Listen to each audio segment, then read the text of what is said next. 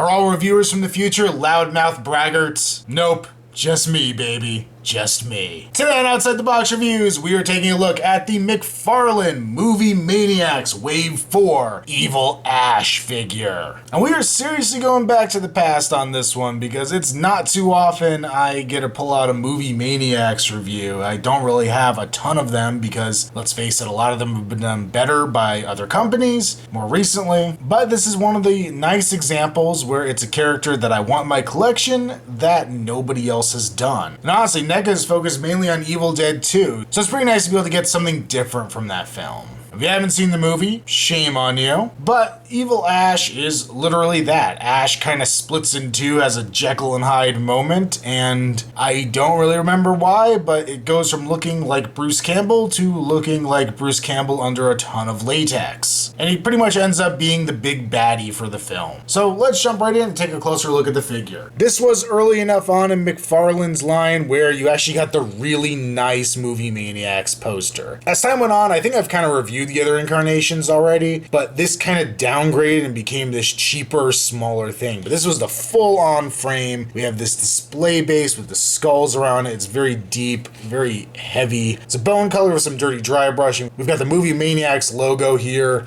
This is all standard for whatever figure you had at the time. And then we have a movie poster, just a piece of cardboard, and you can see mine's pretty dented up, but piece of cardboard in here with a movie poster. And I really think this was a great idea on McFarlane's part. If you were collecting the line, this would have looked great behind all your figures. I've seen displays where it looks wonderful, though as this got cheaper and less elaborate and smaller, I could imagine it started to look less impressive, but still a pretty nice thing to have. The back, of course, is pretty bland. Actually, there's still detailing on the base. It's just this part, obviously nothing to see here, but a really cool display. Evil Ash comes with a couple accessories, his two swords. So here we have, well, the one sword is a silver sword. It's got that gap in the middle there, pretty ornate hilt to it. Now, both of these have broken on me. They're very fragile. The plastic has no give to it, and it's just a very brittle piece. You can see it's a little bent too. I'm sure some warm water might be able to fix that, but once again, it's so brittle, I'm afraid to do it. But even the slightest wrong hit to this figure can cause these swords to just snap apart. But the detail's not too bad, especially for McFarlane. Here's the other sword, a little more simplistic, more straightforward, just a silver blade and a more rudimentary handle here. And Evil Ash actually has a little holster on his belt you could slide one of the swords into. So if you actually wanted to just have him not holding both swords, that's a possibility. Kind of goes behind his cape there. There's not one for the other sword, and to be quite honest with you,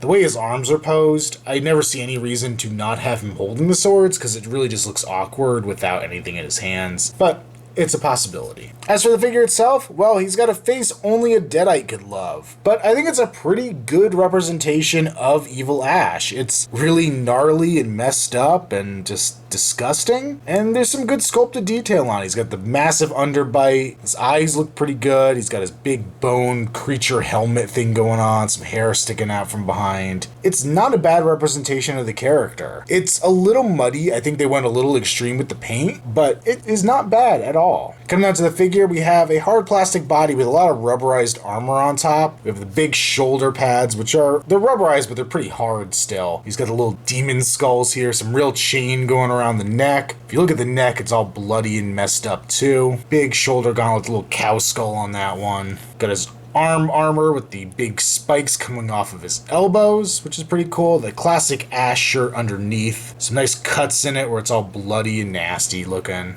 Got his one hand, we got Ash's watch still on it, and you can see the bones kind of protruding through the top of this hand. He's got kind of claw-looking fingernails on it. Very, very demonic looking, I guess you could say. Got all the straps going on his arm with the buckles painted on, which is great. Some more cuts on his chest. His lower part of his armor here, which is a little more pliable. Goes over his legs. It's almost like it was made more pliable in case of leg articulation, but since there is none, I guess there is some waist articulation. Maybe that's what that's really for. Come around the back, we have his cape. It's coming off these shoulder pieces. It's all torn up and nasty looking. Some great paint shading on this. I like all the different colors that have gone into it. You can pull that up. We can see more of his shirt and his belt. His pants are pretty much normal. We do have some cuts in them. There's brown pants though. A lot of cuts to them actually.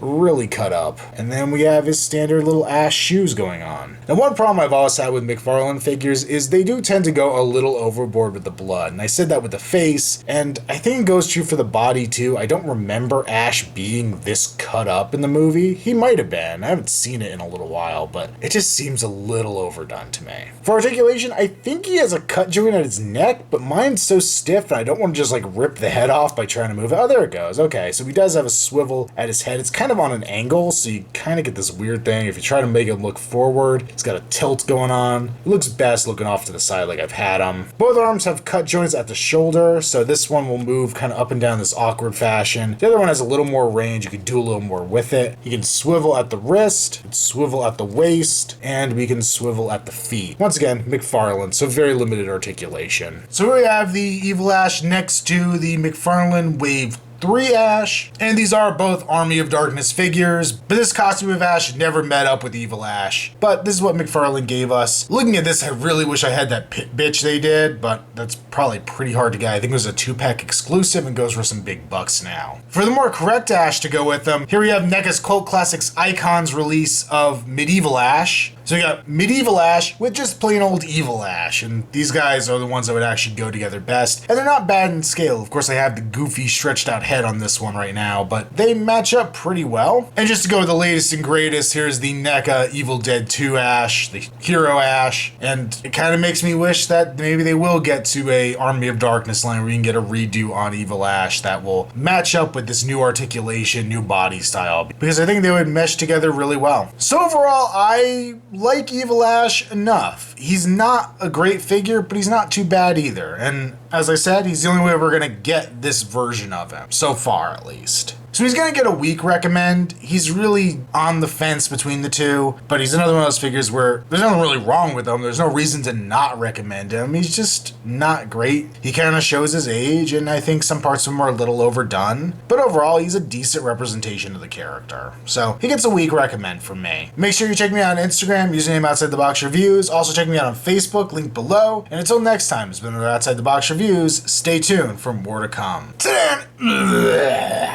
Are all reviewers from the future yeah. Are all